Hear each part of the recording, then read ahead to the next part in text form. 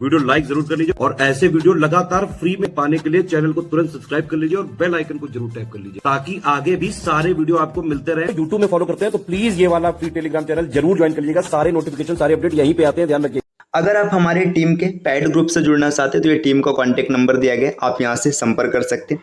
इसके अतिरिक्त आप हमें टेलीग्राम पे @study for civil services search करके जरूर फॉलो कीजिएगा। ये ज्ञान सर का व्हाट्सएप नंबर है, आप यहाँ से जुड़ सकते हैं हमारी टीम से। चलिए अब स्टार्ट करते हैं अपने क्लास को। देखिए हम लोग बात करेंगे सबसे पहले रिमाइंडर का मतलब शेषफल होता क्या है। देखिए आपने भाग के सेटलमेंट को कभी देखा होगा, भाग का स्ट्रक्चर है ना 100% है ना। देखिए ये जब भाग दिया जाता है, यहाँ पे मान लीजिए हम एक संख्या लिखते हैं 112, ठीक। इसको मैं भाग देता हूँ मान लीजिए 11 से, ठीक। 11 दहा में 110, यहाँ पे 2 बच रहा है। देखिए अब अगर आप इसमें देखेंगे ना तो जो 112 है मतलब जिस संख्या में भाग दिया गया है उसको हम लोग कहते हैं भाज्य मतलब डिविडेंड है ना, डिविडेंड ये भाज्य होता है, ठीक। अब जिस संख्या से भाग दिया गया, जैसे ये 11 है ना, 11 को हम लोग बोलेंगे भाजक है ना, ये हो जाएगा भाजक का मतलब डिवाइजर होता है, ठीक। इसके बाद जब आप भाग देंगे ना, यहाँ पे जो भाग फल मिला है ये 10 है ना, इसको बोलेंगे भाग फल क्वोटिएंट, ठीक है। इसको मीनिंग आप समझ लीजिएगा। आगे अगर हम बात करेंगे जो ये नीचे शेष बचा है ना, इसको बोलेंगे शेषफल रिमाइंडर। तो इतनी चीजें तो आप सबको आती होगी है ना। इसमें एक इसका बेसिक फार्मूला भी होता है, भाज्य मतलब dividend is equal to divisor into quotient है ना, और प्लस में रिमाइंडर, ये फार्मूला होता है ना। तो ये बेसिक फार्मूला होता है। इसके बारे में इसके क्वेश्चंस को हम लोग अगली क्लास में डिस्कस करेंगे। अभी आज एकदम 0 लेवल को लेकर हम लोग आए हैं, ठीक। हम ये मान के चल रहे हैं कि यहाँ पे जितने कैंडिडेट हैं सब एकदम नए हैं, इसीलिए हम एकदम 0 लेवल से शुरुआत कर रहे हैं। तो देखिए अब ये आपको फार्मूला याद रखना है, आगे की क्लास में इसके क्वेश्चंस आएंगे। आज की क्लास में हम लोग ये डिस्कस करने वाले हैं। देखिए हमारा जो रिमाइंडर होता है ना, जो शेषफल होता है, शेषफल आपका 2 तरीके का हो सकते हैं, एक पॉजिटिव शेषफल और एक नेगेटिव शेषफल। लेकिन नेगेटिव शेषफल ना कभी लिखा नहीं जाता है। नेगेटिव शेषफल की अगर बात करेंगे तो इसका यूज क्या किया जाता है। देखिए जब कभी भी आपका शेषफल निगेटिव आएगा ना, तो निगेटिव शेषफल होने की दशा में इसमें आप डिवाइजर को ऐड करेंगे, मतलब जो भाजक रहेगा भाजक को जोड़ेंगे, और भाजक को जोड़ने के बाद जो आंसर मिलेगा वही आपका फाइनल शेषफल होगा। देखिए मैं एक एग्जांपल के माध्यम से यहाँ पे इसको एक्सप्लेन करता हूँ। जैसे मान लीजिए मैंने लिखा 143 और इसको भाग देना है 12 से, ठीक। 12 से भाग देना है। अब देखिए यहाँ पे अगर आप इसमें पहाड़ा पढ़ेंगे तो 12 11 में 132 होता है, 12 में 11 का गुणा कराएंगे 132 आ जाएगा। यहाँ पे शेष 11 आ रहा है, ठीक है, शेष सही है, प्लस में आ रहा है। अब जैसे मान के चलिए इस कंडीशन में आपको यहाँ पे 12 का स्क्वायर आसानी से याद है, 12 बार हमें 144 होता है। तो आप क्या करेंगे, आप लिखेंगे 12, अब भाग कर लीजिएगा 144 है, मतलब यहाँ पे इसका भाग करना है। देखिए 12 बार हमें 143 है ना, यहाँ पे आप भाग करेंगे 144। देखिए ये ज़्यादा हो गया, रिमाइंडर -1 आएगा। आपने क्या लिखा है कि रिमाइंडर को कभी निगेटिव लिखा नहीं जाता है, तो -1 में आप 12 को जब ऐड करेंगे तो वापस से आपको 11 मिलेगा। तो यहाँ पे बताने का ये मतलब था, है ना। इस विधि से ना आप बड़े बड़े क्वेश्चन आसानी से कर लेंगे। जैसे एक छोटा सा एग्जांपल मैं लिख के दिखाता हूँ। मान लीजिए मैंने आपके सामने लिखा है 133 प्लस 143 प्लस 153 प्लस 163 है ना, और इसको मान लीजिए भाग देना है 12 से, है ना। अब देखिए 12 से भाग दे रहा है, 12 से भाग देने के कंडीशन में क्या होगा, यहाँ पे आप भाग करेंगे 12 11 में 132 आसानी से दिख रहा है, यहाँ पे +1 रिमाइंडर आएगा, ठीक।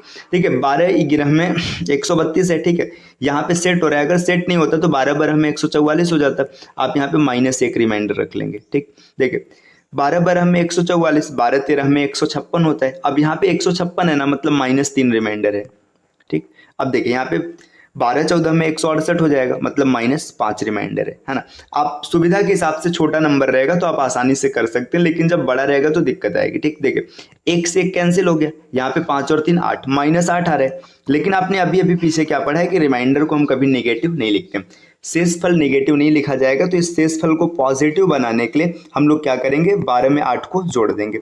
जैसे आप 12 में -8 को जोड़ेंगे आपका आंसर आ जाएगा 4। तो इस क्वेश्चन का जो रिमाइंडर मिलेगा वो रिमाइंडर मिलेगा 4।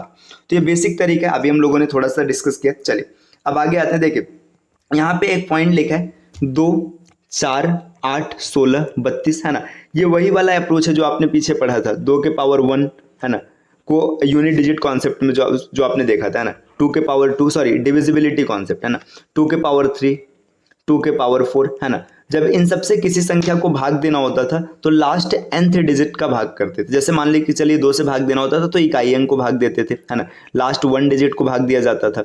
4 से करना होता था तो लास्ट 2 डिजिट को भाग देना होता था। वही अप्रोच यहाँ पर भी चलेगा। अगर आपको कभी भी जैसे मान के चलिए किसी संख्या में 16 से भाग देना है, मान लीजिए यहाँ पे मैंने लिख दिया 2 4 8 9 5 6 है ना, मैंने बोल दिया कि इसमें आप 16 से भाग कीजिए। तो आपको पूरी संख्या में 16 से भाग नहीं करना है। अगर आपको रिमाइंडर निकालना है तो आपको लास्ट देखिए 16 बराबर क्या होता है, 2 के पावर 4 होता है, तो लास्ट 4 डिजिट को भाग करना है। इस चीज को मैं थोड़ा सा लिख के समझाता हूँ। देखो किसी भी संख्या में 2 से अगर भाग करके आपको शेष निकालना है तो आप लास्ट डिजिट में सिर्फ भाग करेंगे, सिर्फ लास्ट डिजिट में। अगर मान के चलिए आपको 4 से भाग करके शेष निकालना है तो 4 मतलब 2 के पावर 2 होता है, तो लास्ट आप 2 डिजिट में भाग करेंगे है ना। अगर आपको किसी संख्या में 8 से भाग करना है तो लास्ट 3 डिजिट में भाग करेंगे। अगर 16 से भाग करना है तो लास्ट 4 डिजिट में भाग करेंगे। अगर इसके बाद आपको 32 से भाग करना है तो लास्ट 5 डिजिट में भाग करेंगे। इसका एक छोटा सा एग्जांपल भी मैं यहाँ पे लिख देता हूँ। जैसे मान के चलिए मैंने लिख दिया 2 5 7 6 9 4 3 2 8 7 6। मैंने बोला मुझे इस संख्या में 8 से भाग करके आप रिमाइंडर बताओ है ना। अब 8 से भाग करके आपको शेष निकालना है तो पूरी संख्या में आपको 8 से भाग नहीं करना। 8 मतलब 2 के पावर 3 होता है, तो लास्ट 3 डिजिट लीजिएगा, ठीक है। 876 है ना। यहाँ पे आप 8 से भाग करेंगे, 8 1 का 8 हो गया, 8 0 बार जाएगा, 8 9 72, रिमाइंडर इसका 4 आएगा है ना। आप इसको भाग कर लीजिएगा। तो ये तरीका होता है। अगर कभी भी आपको 2 4 8 16 32 64 तो इस हिसाब से आप इसको देख लेंगे कि किस संख्या से भाग करना है। चलिए नेक्स्ट, अब 2 के बाद देखिए अगला अप्रोच क्या है। अगला अप्रोच ये है कि आपको 5 25 125 या 625 से भाग करना है, तो वापस से वही अप्रोच रहेगा। अगर 5 से भाग करना है, देखिए 5 मतलब क्या होता है, 5 के पावर 1 हो जाएगा है ना, ये हो जाएगा 5। तो इसमें आप लास्ट 1 डिजिट में भाग करेंगे, लास्ट 1 डिजिट जो भी नंबर रहेगा इसके अंतिम डिजिट में आप भाग करेंगे। अगर आपको 25 से भाग करना है किसी संख्या में, 25 का मतलब क्या होता है, 5 का स्क्वायर होता है ना। रुकिए चलिए यहीं पे लिखते हैं 5 का स्क्वायर, तो आपको लास्ट 2 डिजिट में भाग देना है। अगर किसी संख्या में 125 से भाग करना है तो आपको लास्ट 3 डिजिट में भाग देना है। जैसे एक एग्जांपल से समझते हैं। मैंने यहाँ पे लिखा 132 48 56 16 सॉरी फ्रेंड्स, मैंने आपसे बोला कि आप यहाँ पे 25 से भाग करके दिखाइए है ना।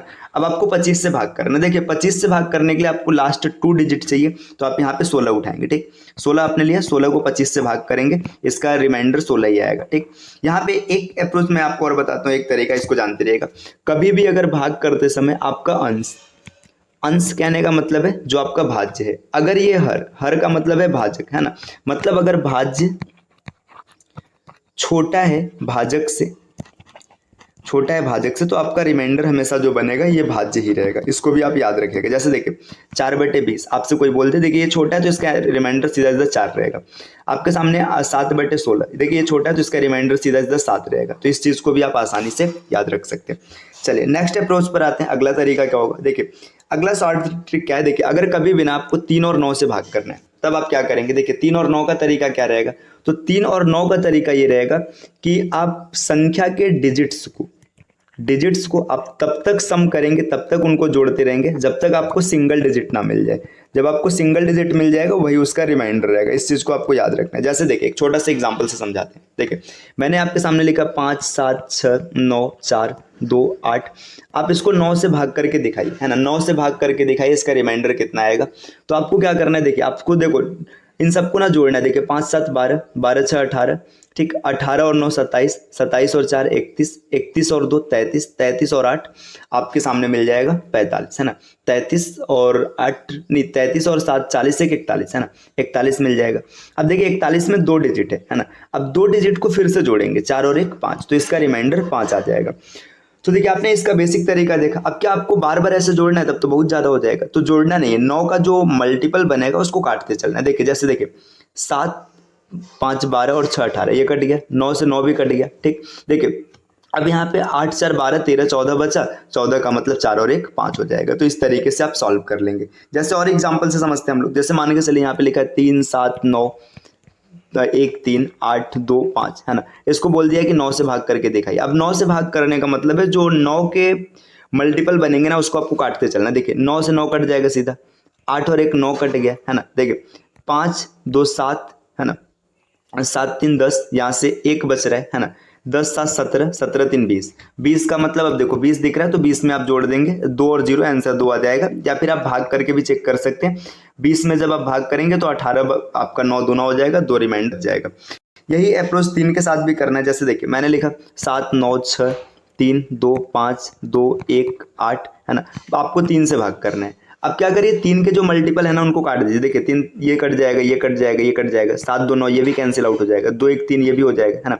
अब 8 5 13, 13 बच रहा है, 13 में देखिए 3 वापस से फिर कट जाएगा तो बचेगा इसका रिमाइंडर 1 है ना। तो कभी भी आपको 3 से 9 से इन सब संख्याओं से भाग देना है तो इसका सॉल्ट तरीका ये होता है, आप इस तरीके से आसानी से भाग कर सकते हैं। चलिए अब देखिए यहाँ पे कुछ क्वेश्चंस है तो क्वेश्चन के माध्यम से समझते हैं। देखिए यहाँ पे आपके सामने दिया है 131 प्लस 145 प्लस 124, इसका भाग करना है 1100 और शेषफल निकालना है। देखिए 131 प्लस 145 और प्लस 124, अब आपको भाग करना है 11 से है ना। अब देखिए भाग करना है 11 से, आपके पास क्या तरीका होगा, या तो पहले सबको जोड़िए है ना, सबको जोड़ करके फिर भाग करिए, या तो इसका दूसरा तरीका है ना कि आप अलग अलग भाग कर लीजिए, रिमाइंडर जो आएगा सबको जोड़ दीजिएगा। देखिए अब यहाँ पे अगर हम लोग देखेंगे 11 ग्रह में 121 होता है, यहाँ पे आपको रिमाइंडर 10 मिल जाएगा है ना। या फिर 11 बरह में 132 के साथ तो आप -1 पर भी जा सकते हैं, जैसी आपको सुविधा मिले लगे है ना। तो मैंने लिख दिया 11 ग्रह में 121, इसको पूरा काटेंगे रिमाइंडर 10 आएगा। ठीक, यहाँ पे प्लस है। देखिए अब 11 12 में 132, 11 13 में 143, यहाँ पे रिमाइंडर 2 मिलेगा है ना। 11 ग्रह में 121, रिमाइंडर 3 मिलेगा है ना। यहाँ पे अलग अलग सबको भाग किया गया। अब देखिए 10 और 2 12, 12 और 3 15, यहाँ पे 15 आ रहे हैं, अभी भी 11 से इसको भाग देना, जब 11 से भाग दे देंगे तो रिमाइंडर 4 आएगा। ठीक, तो ये इसका सही आंसर हो जाएगा। ये इसको करने का ये तरीका रहा। देखिए अगर आप निगेटिव के साथ जाते तो भी करने का तरीका क्या होता है, देखिए आप यहाँ पे क्या करते हैं, जो आपने 10 माना है आप 10 नहीं मानते, 11 12 में 132 करते तो यहाँ पे -1 आपको दिख जाता है, और जैसे ही -1 दिखता देखो ये 5 है, 5 में से 1 चला जाएगा, 4 रिमाइंडर फिर भी आपका सही आता। ठीक, चलिए अगले तरीके पे आते। देखिए यहाँ पे गुणे का पैटर्न दिया है, इसमें क्या तरीका रहेगा। देखिए 131 है, गुणे 145, गुणे 124, गुणे 134, गुणे 167। अब आपको यहाँ पे भाग करना है 16 से। देखिए 16 से भाग करना है ना, वापस से वही अप्रोच रहेगा है ना। देखिए 16 से अगर भाग करेंगे, 16 देखिए 16 5 80, 16 छक्का 96, ठीक है, 16 7 112, 16 8 128, यहाँ पे रिमाइंडर 3 मिलेगा। ठीक, वापस से देखिए इसके साथ अब जब आएंगे है ना, अब इसके साथ आएंगे देखिए तो इस तरीके से इसमें भी क्या करेंगे हम लोग, यहाँ पे 16 से इन सबको भाग करेंगे और भाग करके लास्ट में जो रिमाइंडर आएगा सबका मल्टीप्लाई करा के आप रिमाइंडर निकाल लेंगे है ना। तो इस क्वेश्चन का आंसर आप कमेंट कीजिएगा, एकदम सेम टू सेम अप्रोच इसी के जैसा रहेगा। चलिए अगले क्वेश्चन पर आते हैं। अगले क्वेश्चन का तरीका क्या रहेगा, देखिए अगला क्वेश्चन ये आपके सामने है। देखिए रिमाइंडर थ्योरम में ना ऐसे भी क्वेश्चंस खूब आते हैं कि किसी संख्या में क्या जोड़ा जाए या क्या घटाया जाए जिससे एक दिए गए संख्या से पूरी तरीके से विभाजित हो जाए। जब कभी भी बात करेगा जोड़ने का, मतलब क्या जोड़ा जाए, देखिए समझना थोड़ा सा, जोड़ने की बात कर रहे हैं मतलब जो संख्या है ना वो कम है ना। और अगर कभी घटाने की बात किया जाए तो मतलब जो दिया गया संख्या वो क्या है, वो ज़्यादा है। तो जब कभी भी जोड़ने की बात करेगा तो आप भाग करेंगे और भाग करते समय आपको एक स्टेप, ठीक है, क्या करना है, एक स्टेप आपको पीछे रुकना है ना। और जब घटाने की बात करेगा तो एक स्टेप आगे निकलना है। चलिए देखिए देखते हैं कैसे होगा। देखिए यहाँ पे दिया 34 56 70 है ना। अभी मैं इसको पूरी तरीके से सॉल्व कर रहा हूँ, बाद में इसका सॉल्ट अप्रोच भी बताएंगे। देखिए 6 से आपको बोला है कि इसको कंप्लीटली डिविजिबल बनाना। देखिए 6 पंचे 30, 30 हो जाएगा है ना। 4 बचा, 5 उतर गया, 6 सत्ते 42, 3 उतर गया, 6 बचा है ना। 6 6 का 36 पूरा पूरा कट जाएगा, फिर 7 उतरेगा, ठीक है, 6 का 6 है ना। देखिए यहाँ पे 1 बचेगा, देखिए यहाँ पे मैं लिख रहा हूँ 1 बचा, 0 उतर गया, ठीक है। अब देखिए यहाँ पे समझिएगा 0 उतर गया। अब यहाँ पे क्या करना है ना, अब इसको आगे लेके जाना है। अब देखिए यहाँ पे क्या जोड़ा जाए ऐसा, तो अगर यहाँ पे देखिए 6 दूना अब 12, अगर 12 पर लेकर जाते ना, देखिए यहाँ पे 2 संख्या कम है ना। अगर इसमें 2 और मिला रहता तो ये संख्या क्या होता, 6 से डिविजिबल हो जाता।